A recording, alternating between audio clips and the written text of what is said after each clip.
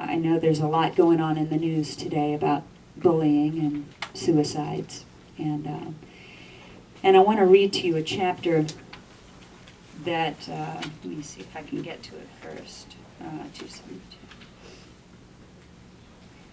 This is I wrote this book, I started this book in 2007, in June of 2007, which means I finished this book, I turned this book in early 2010. That was when all the final copy editing was being done. It takes a long time to write a book, by the way. It's a long process. But I wrote this chapter at some point in 2008. I know this because I remember which apartment I was living in New York when I wrote it. And I had to fight for this particular chapter. I had someone at my publisher tell me that I was trying to connect dots that couldn't be connected.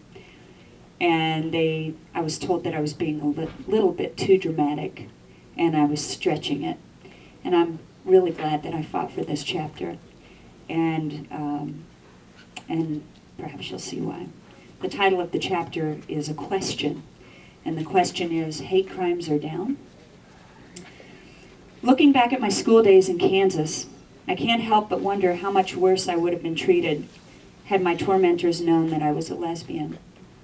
I know that for many gay children and teens, especially those who cannot or don't hide their sexuality, school can be a nightmare. When I've discussed harassment and violence against gays, I've found that many believe hate crimes to be a thing of the past.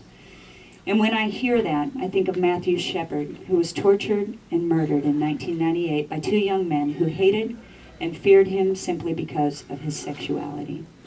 I think of Lawrence King, a 15-year-old boy murdered by a classmate in Oxnard, California in 2008 because he made the mistake of giving his killer a Valentine's Day card. When you grow up gay, you fear that others will strike out at you simply because of who you are.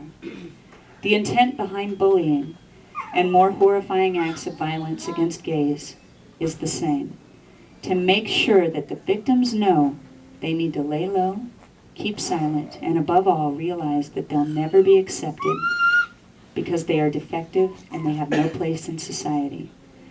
For many young people, that rejection is too much to bear, and they turn to suicide. Even if the hater isn't the one to swing the bat or pull the trigger, it's still a hate crime. Even if the hater gets the victim to do his dirty work by committing suicide, it's murder just the same.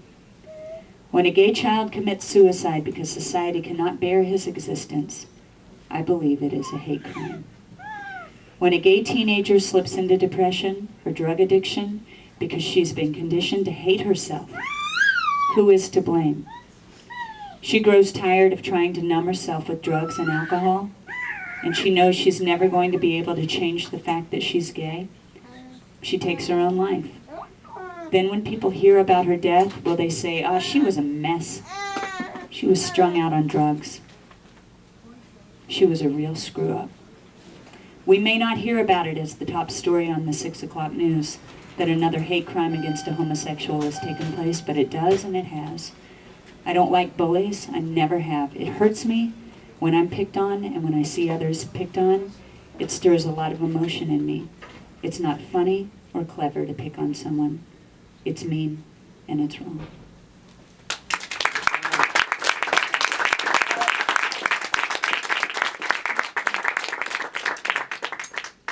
So we're seeing those dots connected now. Wow.